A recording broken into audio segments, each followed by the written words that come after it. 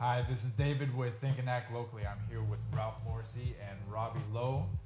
We are here to hear their story about deed restrictions and violations and just talk with folks about what's going on in their world.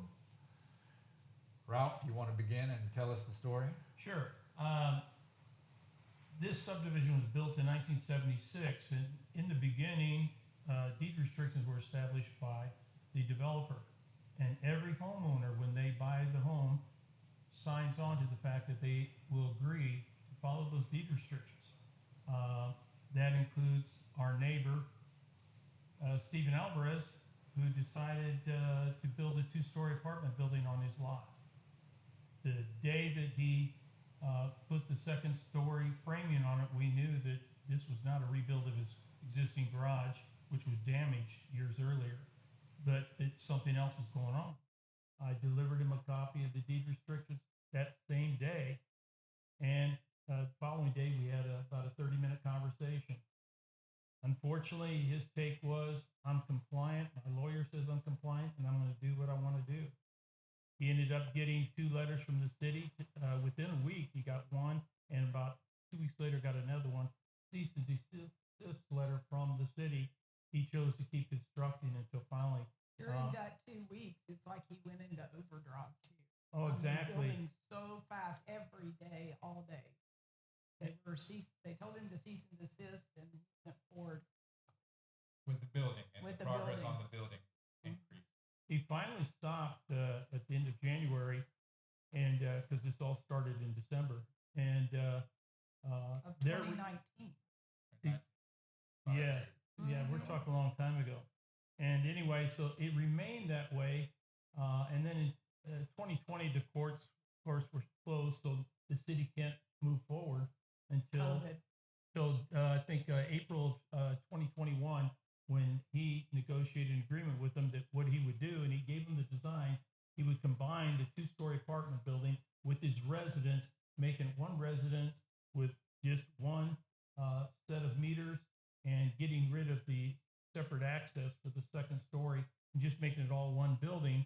And we said, yeah, that's fine. That'll make it compliant.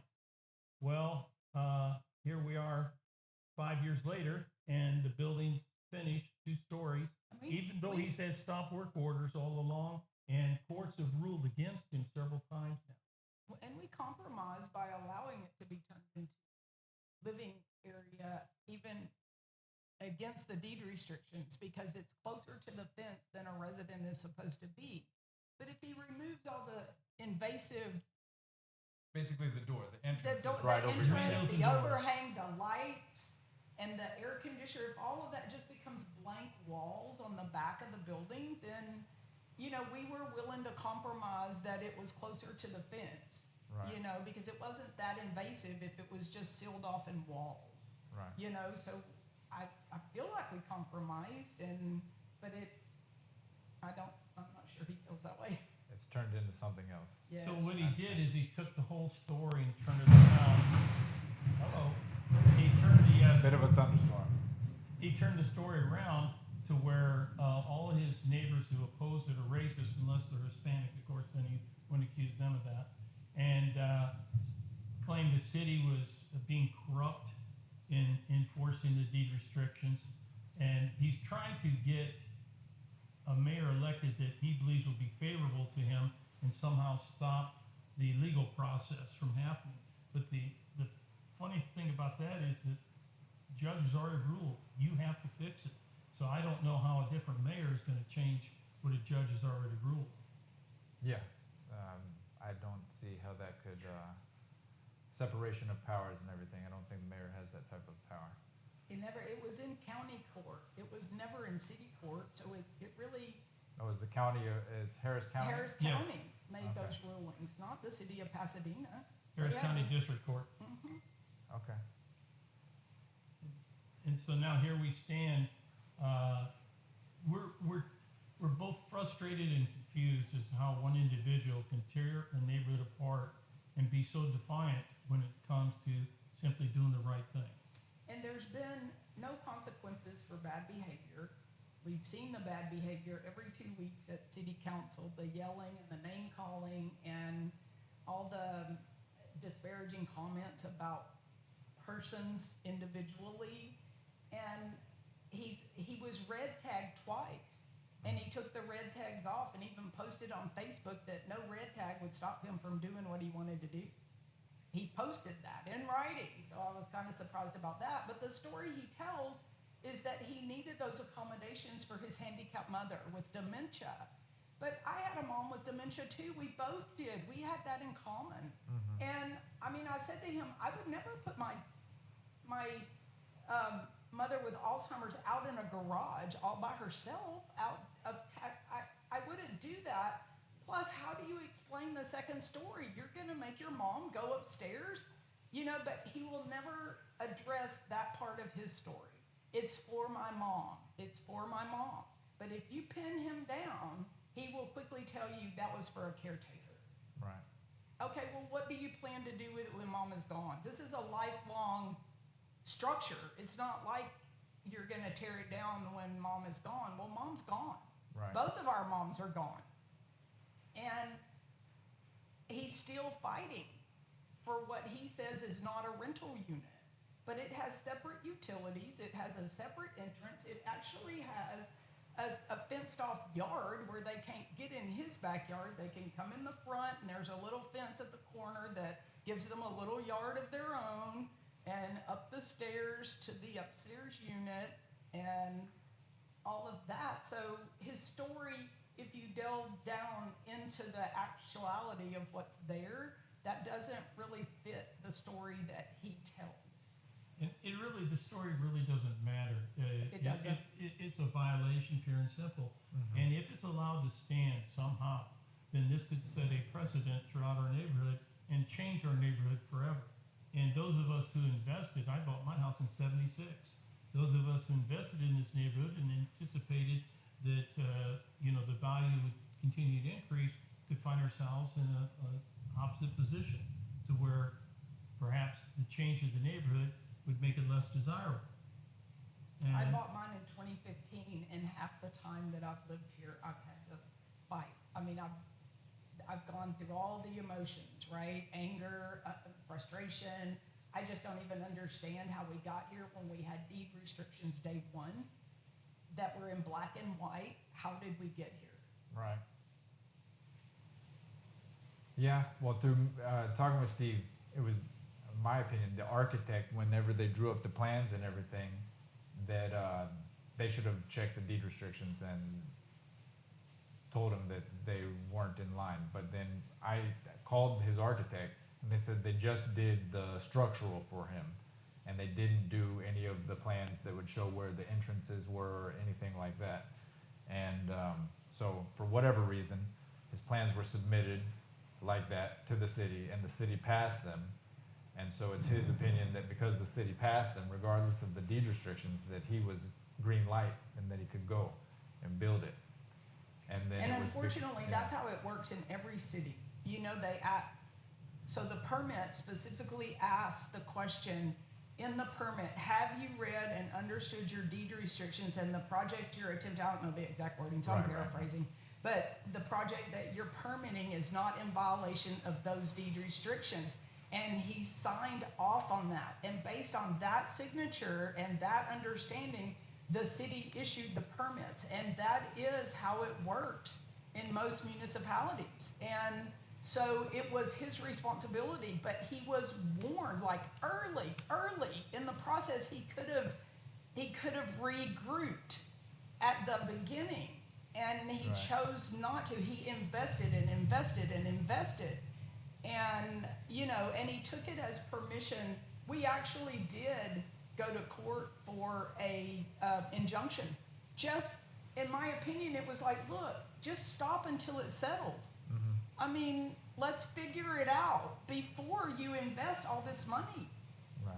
But the Harris County judges at that time were like, well, if, he can build at his own risk if that's what he wants to do. actually, if I may interject here, when the first TRO, temporary restraining order, was set, the only thing that existed was an outside shell. nothing inside existed. And his lawyer told the judge that it's a finished structure except for slapping on the paint. And based upon that, she's like, well, then I'm not going to put an injunction on painting. Pictures? They didn't provide, or you guys couldn't provide any pictures to say? We weren't allowed inside that unit. We've never been. So you guys weren't a part of that No, we only saw the video lawsuit part or of it. whatever. Okay. Wow. I don't know. So there you have it. He has created his own problems, yet he's trying to put it off on us. Yeah. And especially since we're white. Even though you send in next door, Pedro up the street, others have had their share of things to say. Mad. He's just mad, and it's like I hate to compare it to a tantrum, but that's kind of, we're just going to lash out and say whatever we need to say to make people, to win over the opinion on our side, regardless of what the truth is or what happened, or, it's, I want what I want, and I want it now, and I see it this way, and my way is right, regardless of whether it was a misunderstanding in the beginning, which I get that, but that has nothing to do with the fact that it isn't compliant, and I'm sorry you did that.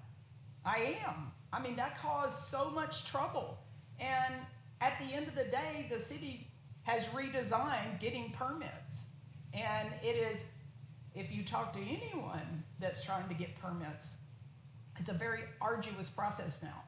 The builder, no one wants to build in Pasadena. I mean, it's just difficult because I guess I don't really know the details, but I think they're trying to digitize deed restrictions, but it's very difficult because this subdivision alone has 2.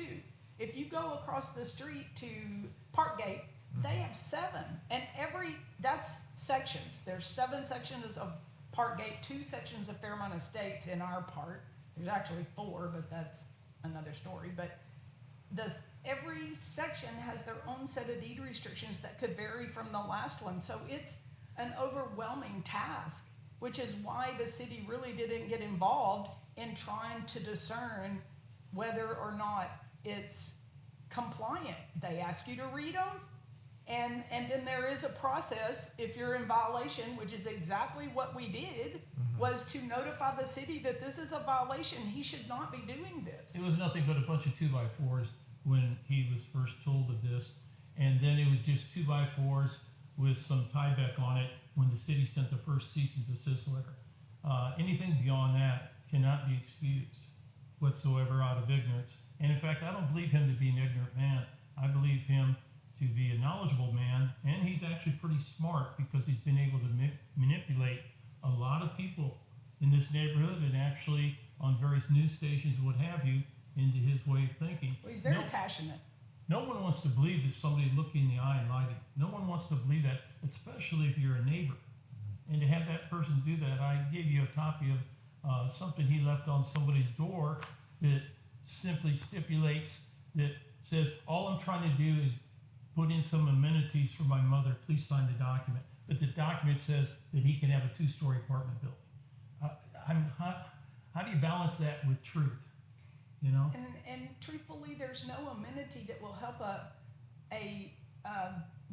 dementia. I mean, there's not guidance, and he's like, well, she needs her automatic faucets. I'm like, okay, well, you can put those in your house. Like, my mother has Alzheimer's, and an automatic faucet's not going to help mom. I still have to put her hands under the faucet to get them washed. Like, I'm a caretaker, and it is my job to take care of her. And and one of the things he said is, I came home one day and my mom was opening the Drano. I need to get I need to get this finished for her own safety. And one of the neighbors, really it was just the most logical response. He was like, well, most people would put the Drano in the garage.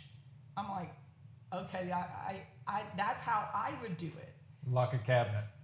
Yes, do some preventative things. Child and locks. Yeah. And he actually admitted to Ralph that he'd been living in the garage for a year. So I'm not sure this was all about his mom. I don't really know the story. I just know he built a 2-story apartment complex. The plans show 2 complete duplex, in addition to his single-family home that was there to start with. and he owns other rental property.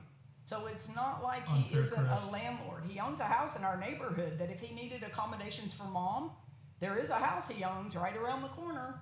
And so he is a professional landlord. And this I see as rental income. But, you know, when you put it on separate utilities, that was for the caretaker. Were you going to make them pay their bills? Like, why did you do that if you weren't planning on renting it, if not now, at least in the future? Right. In the beginning, when he and I had the conversation, December 19th, 2019, when it was nothing but 2x4s, he came across the street and handed back to me the copy of deed restrictions I'd given him, and that's when he said, Ralph, I'm compliant. Well, during the conversation, he mentioned, well, that's just a single family's going to live there. I said, that's not the definition. I said, it's under one roof.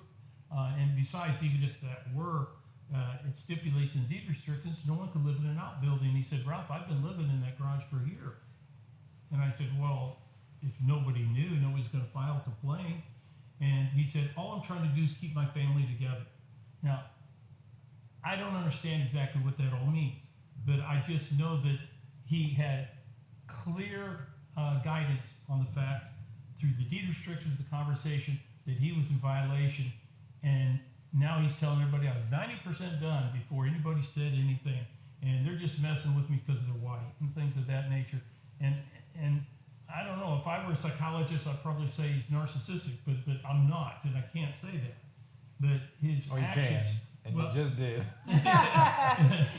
yeah, but I mean, everything he does, looks you in the eye and lies, is arrogant, yells and screams at The City rules Hall. don't apply. Yeah, and it just follows all those tendencies, and I don't understand a person like that.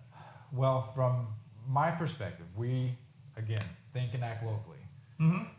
I just want to show the folks. One, I wanted to give you guys the opportunity to speak out and to give your perspective. We've heard from Steve. Mm-hmm. Something that folks need to understand is that with deed restrictions, it's not the city's responsibility to enforce the deed restrictions. It's on the neighbors to understand their deed restrictions and to enforce them as neighbors. It would be great if conversations could be had. People could come to agreement on their own without getting the government involved in the whatever it is, the decisions or the conflicts. But when you have neighbors who don't see eye to eye, then it goes to the city, which is what you guys have done, because you say you reached out early on in this project saying, hey, we don't think this is compliant. He says, I think it is compliant. And then that's when the court cases have all come about. But think and act locally. We want to encourage neighbors to get to know each other, have conversations. Let's be cordial with one another. If things go badly, these are your neighbors. These are the folks that you're in the emergency life raft with. We need to be able to get together and work together to find And that is Ralph's role. Like- Ralph is always knocking on the door, passing out the deed restrictions, letting them know that he is the president, even though that's disputed. But we don't have an HOA. We have a a neighborhood association. it's a loose, and that was another. I forgot to bring that up. But so you admittedly there is no There's no HOA. HOA. Here. However, you have taken it upon yourself, No. or others have foisted it upon you No, he to was be elected. like the leader. Well, okay, so kind of. What happened in 2006, Clarence down the street and several neighbors got together and started a neighborhood association, and they decided Clarence would be president. And the whole idea was to work with the city about drainage problems that we were having in the neighborhood. And then it expanded beyond that to inform neighbors about deed restrictions as well.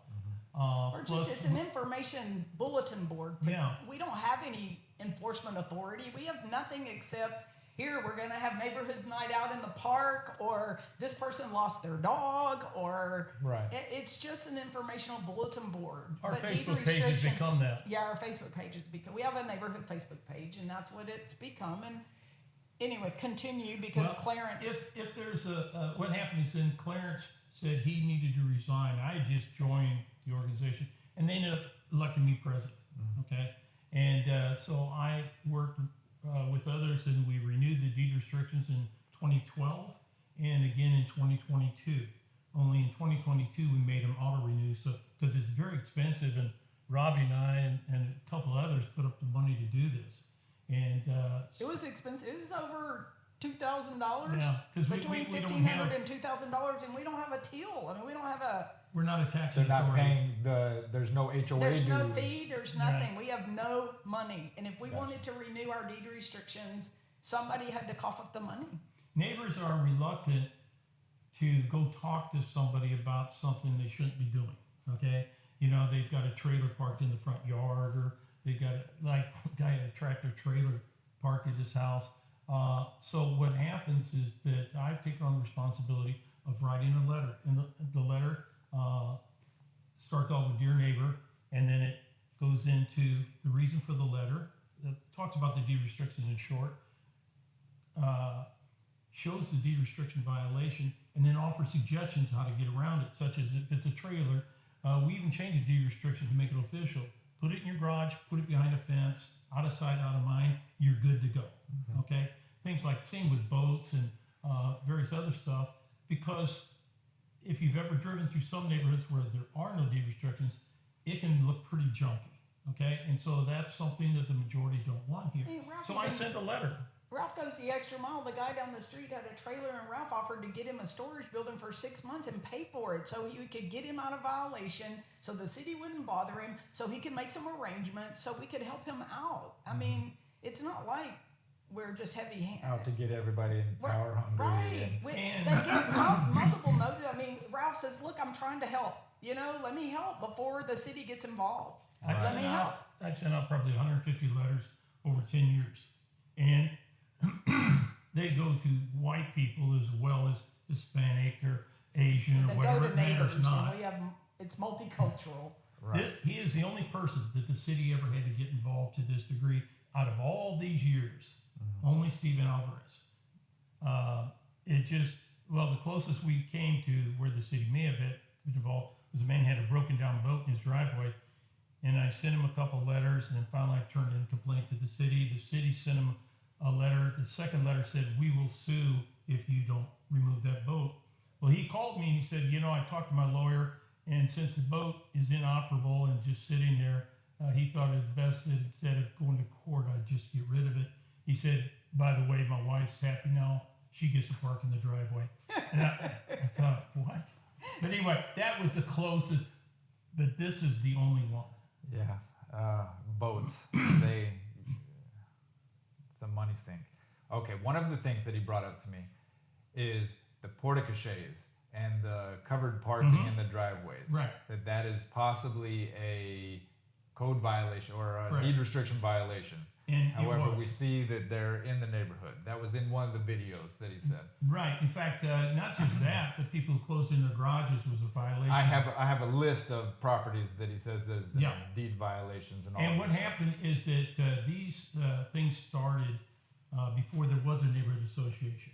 Okay. There was nobody enforcing. Right. And what we were told by the city is that because so many people had already closed in garages and built carports or portiches, either one, that no judge would force them to take it down because they're grandfathered in. There were probably 20 or 30 by the time we started. I think people didn't understand that. I mean, most people think that if you put up a carport, the city was okay with it because nobody did anything. They didn't Right. understand it was their responsibility to say, hey, our neighborhood has a restriction against carports. Well, Right. nobody knew.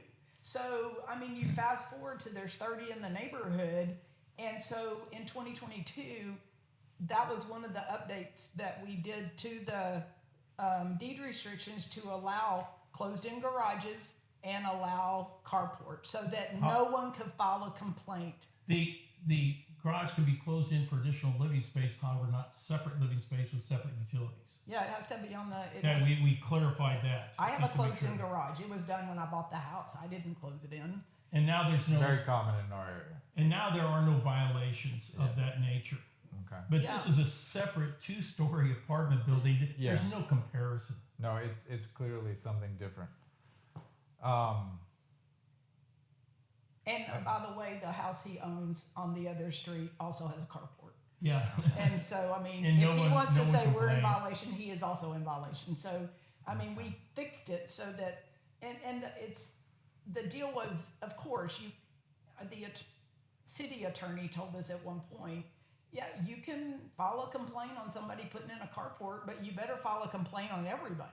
Because you can't just pick and choose. You can't selectively enforce yes, deed restrictions. that is correct. And any lawyer could easily argue grandfathering.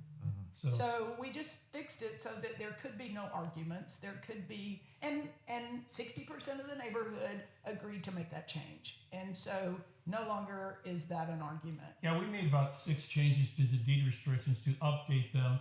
For instance, we defined a truck. It says no truck allowed. We define it to be no truck except for no truck class 3 and above except for a class 3 pickup truck would be allowed in the neighborhood to take care of these large trucks. The semi trucks, like the tractor trailers and that. Right. Kind of So thing. we define that so that no one could complain about someone parking their Ford F-250 in their driveway. Right. You know, we wanted to make sure that get clarification on that. So we made several such changes, and it's really helped to clarify that. But no change allows a 2-story apartment building. I gotcha.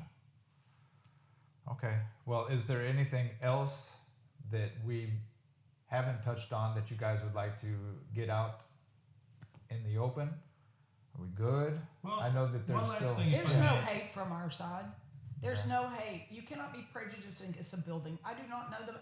I can tell you to this day that if I ran into his wife and his children at Walmart, I would not know who they are. I've seen that lady one time in a hearing, and of course I was nervous and stressed and not studying her feature. Like, I don't know her. I don't even know if she speaks English. He, on the other hand, I do recognize because he's been in my face for 5 years now, and of course he's on video at city council meetings. But you know, you can't hate someone you don't know, or I can't anyway. You know, I just am like, I just want my privacy back. And that's all. I bought my house. It was a very private backyard. I sit here in my chair. I'm often paranoid that he's looking at me through the fence, you know, but I refuse to cave to the intimidation. And I could cover my back door. I could. I admit that. But this is why I bought this house, is to enjoy the garden and the view from this chair. I have my bird feeders. You know, I'm an old lady that likes birds, and you know, I have a video bird feeder that I watch, and I work in my plants, and I just enjoy. This is my sanctuary, and when I come in my front door, then I expect it to be private. But now, when I even sit on my porch, there's people I can see people walking up and down the stairs just from my chair. Right. And it feels invasive, and I feel like I have to constantly be aware that I could be seen at any minute, and so it's a different level of invasion for me. And I didn't buy my house with all that there. You know, if I told you earlier, if I'd have bought my house and that was there, then I would accept it. But I bought what I bought, and this came in later, and it's a violation, and I shouldn't be forced to accept it. I get you. If I may, in summary, I gave you a copy of the Facebook page back in 2014, the week he moved in. I went over, welcomed his family to the neighborhood, gave him a copy of information about the neighborhood, including deed restrictions, brought him some chilled water because I knew they wouldn't have any there at the time, and even though February was warm. And just told him anything comes up, here's our Facebook page. He did not join the Facebook page until 2020 when he wanted to lash out at his neighbors for objecting to that. But he's never joined anything in the neighborhood until such time as he had his cause. And so I don't consider that neighborly. Okay. There was one other thing that he mentioned that I'd like for you guys to address is there was a neighborhood meeting for Spanish-speaking neighbors that he says he was not invited to, and then when he showed up, he was met with the police. So can you guys speak on that a little bit? Yeah, if I may. I rented a room over at the library. Yeah, that's a technical term. You don't pay money. When you rent a room, you decide who gets to come into that room. Okay. We invited Spanish-speaking neighbors who we wanted to explain to them the deed restriction changes that were coming up. In case they had questions. Yeah, because many of them, we weren't able to go knock on the door and talk to them. So we had a Spanish, your friend, what was? My friend Yolanda. Yolanda was there to and interpret. agreed to interpret. Okay, so we did not invite him because why would you invite someone who is opposed to you? No. He had his own set of deed restrictions at that time.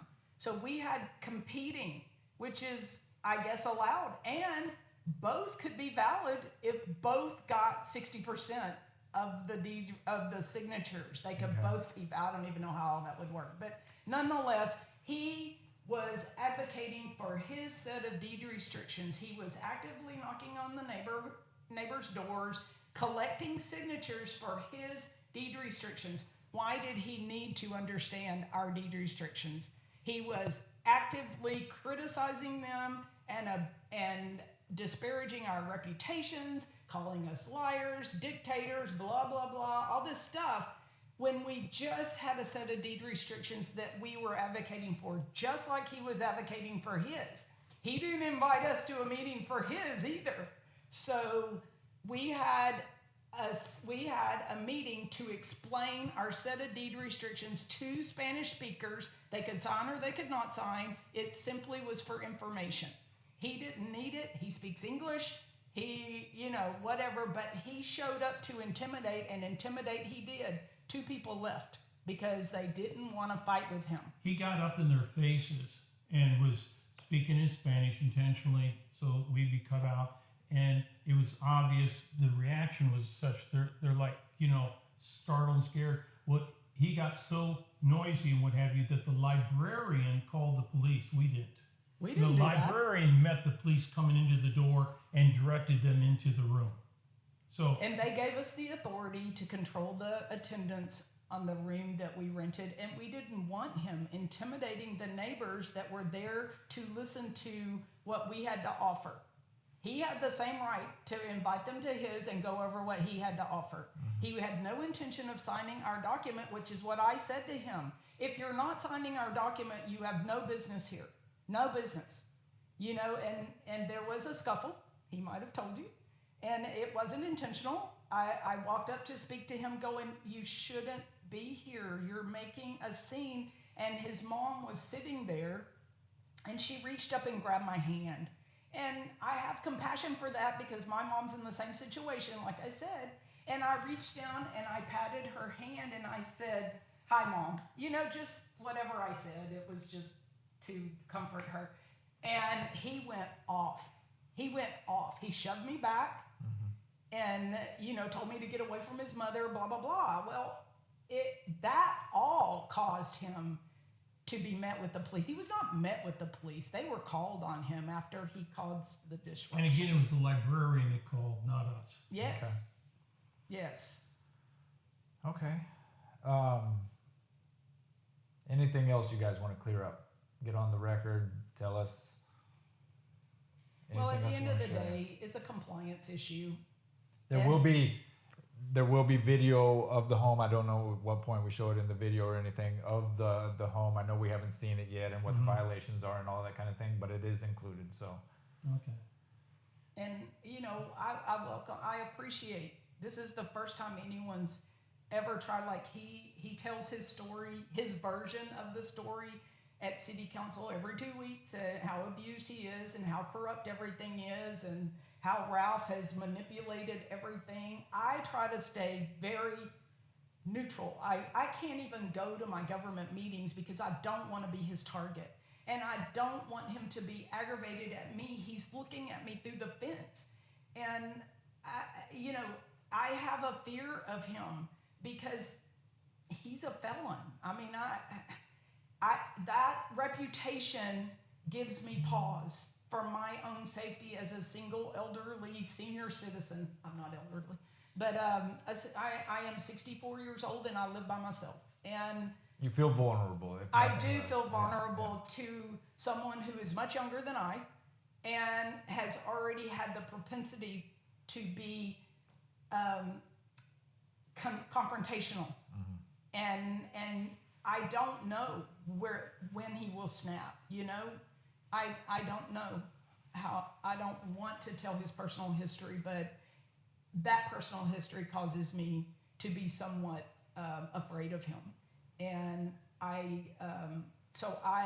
Ralph takes the burden. His skin is much thicker than mine, and he may go to city council every once in a while, but I have chosen not to go because I don't want to get called out, and I don't want to be seen as the part of his problem.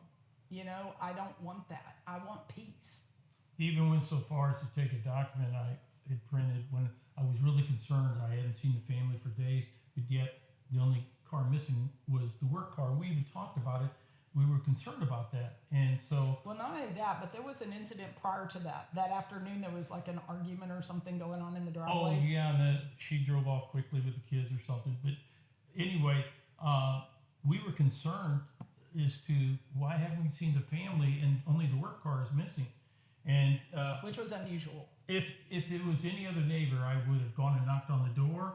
I would have maybe asked the police to make a welfare check. But being him, I knew I couldn't do that. So what I did is I have cameras all around my house. I went back, looked backwards to see what I saw last. And then what I saw on a Thursday morning was all this activity. And all you see is heat signatures, by the way. You can't tell man from woman, child from dog, or whatever. You can't tell. You just see heat signatures. And the best I could tell is 2 heat signatures left in his car. And then I'm not seeing anybody for days. There is a document that he provided me about a wellness check. That was it. That was the document that you. And so the reason I put all those information in there was to convince Martin, his only friend or best friend or whatever. Is that the pastor? Martin Reed. Martin is not a pastor. Martin is That's not the guy, a pastor. Is it the guy? Is it the bald guy in the video? Yeah. The older gentleman. Yeah. Bald Yeah. He Steve may be a calls. pastor. He's not a pastor. Steve called him a pastor, and he put out a video later that said, "Look, I need to clarify. I'm not a pastor. I have a certificate to be able to marry people, but I'm not a pastor." But anyway, I went to him and his wife and asked Martin to please do a welfare check. And I gave him that information, tried to convince him. He took it, and then after a moment, he says, "Oh, wait a minute." He called me and said that they're going on a cruise.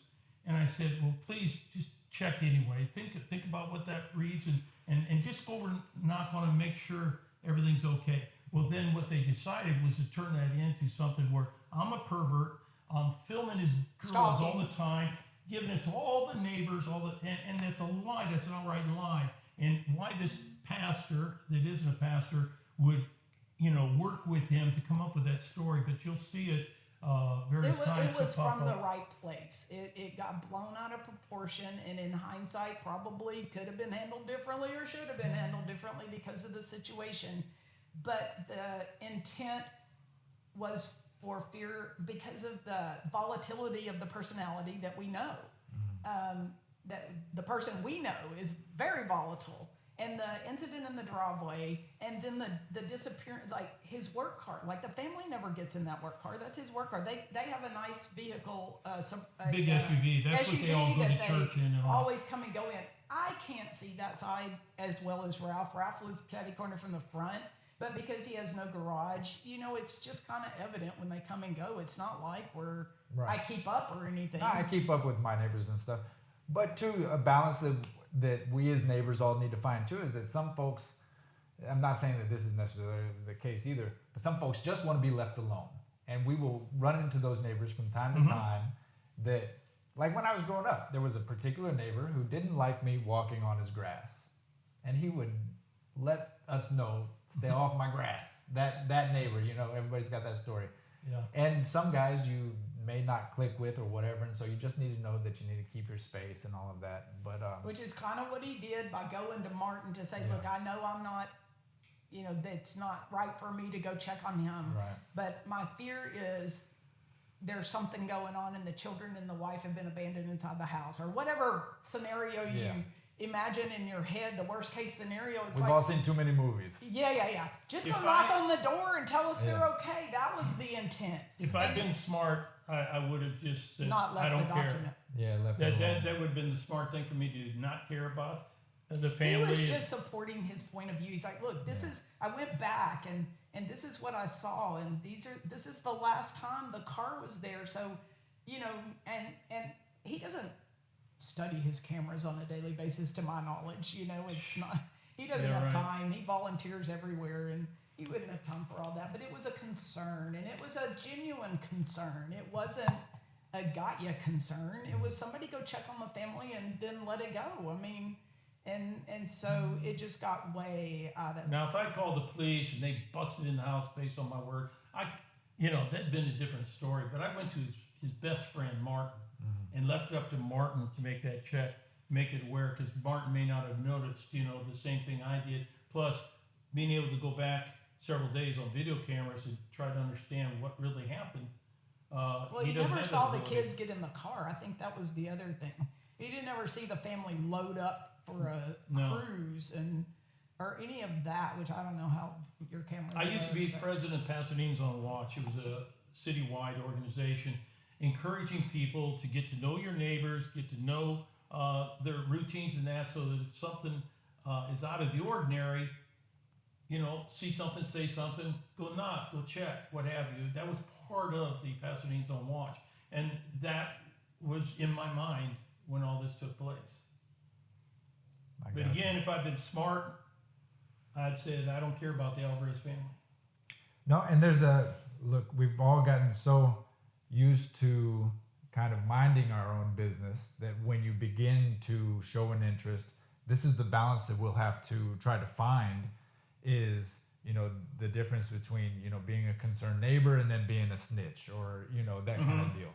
So there's always that, it's a delicate balance, but the more closely integrated our relationships are, then the less the latter, being the snitch and all that kind of thing comes into play. So I don't know. It's the dance that we play as being neighbors, and I think that we need to improve. If nothing else, I think there's room for improvement, and that's the message that I want to put out there. I want to give you guys the opportunity to speak out. I haven't heard from you guys yet, so we got to hear from you. And if there's anything we could do to improve the situation, I mean, like I said, I don't hate that family. He's got children. I mean, I have no angst towards any of them. It's a building and it's invasive, and I just want my piece back, and I'll leave them alone. I don't converse with them or bother them. They come and go out of the front of their house, and I'm on this side of the fence, and we've been neighborly. We used to talk about trimming that big old tree, which he's quit trimming now, and and so it just has become very contentious because he's mad. I guess he should be mad at himself instead of us, but he's mad at us because he needs to be mad at someone, and I'm sorry that we're where we are.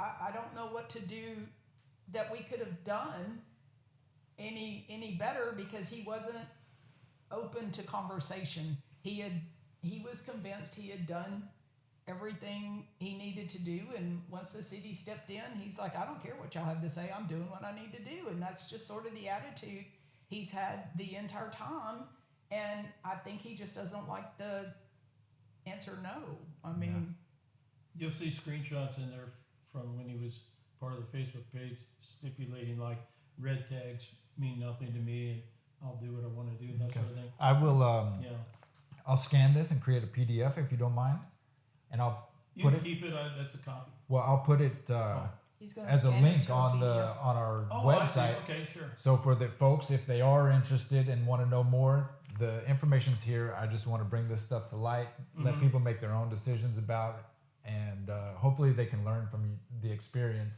that you guys have had for the past.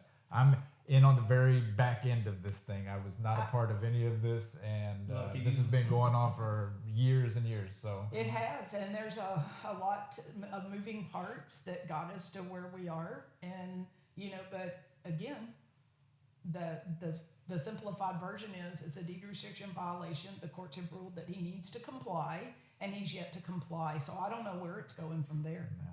Well, I think we'll find out. It's later this month that he'll be going back to court. We'll see what happens there, and I don't know. Any concluding statements? We're good. What I'd like to do is we'll set up the camera. We'll get some videos and maybe some commentary, whatever. We can talk about the structure itself and show the folks what it is, what the view is from your backyard, and what it is we've been talking about this whole time. Sounds good? Sure does, David. Thank you. Okay.